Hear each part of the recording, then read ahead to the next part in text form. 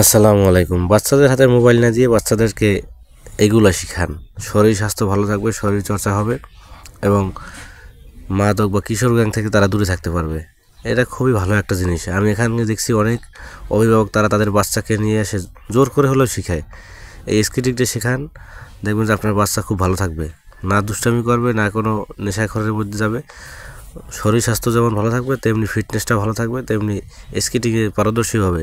এটা ঢাকা শহরের ভিতরে, কিন্তু এটা গ্রামে হয় না। শহরাঞ্চলে আসলে জিনিসটা সম্ভব।